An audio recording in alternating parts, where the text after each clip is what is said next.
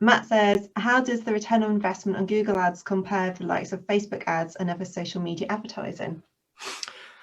Good question. Obviously the return on investment will be affected by a lot of things, like what it is that you're selling, the product or service, and also how good you are at running campaigns on Google or Facebook. But if you assume all those things are equal, I generally think the return on investment is higher on Google Ads. And the reason for that is it's actually a very different way of advertising, a different way of marketing from Facebook ads. So if you think about the kind of person who sits down at Google and searches for something, they've actually taken the first step. They've sat down at Google and said to Google, I'm interested in buying whatever product or service it is. Okay. Let's take mortgages as an example, because that's obviously what I spend a lot of my time dealing with. So someone who sits down at Google and types in best remortgages or whatever, they clearly are looking to remortgage their house. So when they click through, there's a good chance they're going to take action.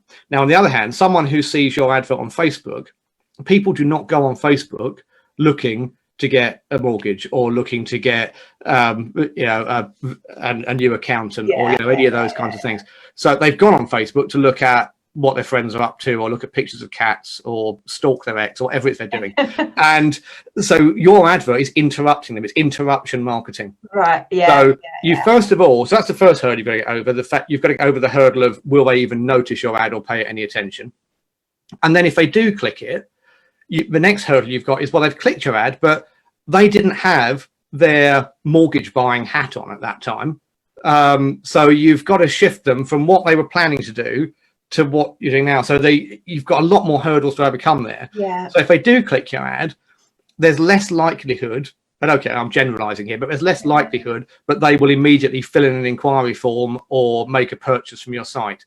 They're not in that frame of mind. No, so it's more of an awareness raising, what we call top of funnel, rather than, and that's why if you are doing the people who do Facebook ads and who get a good return from it, generally they're getting a good return because they've got systems in place to then follow up those people. So the people who visit their site from a Facebook ad, they'll do something to get them onto a mailing list, or they'll do something to enable them to retarget them and show them more ads in the future and things like that. So that's why with Google Ads, it tends to be a better return on investment, and you get that return faster than you do with Facebook.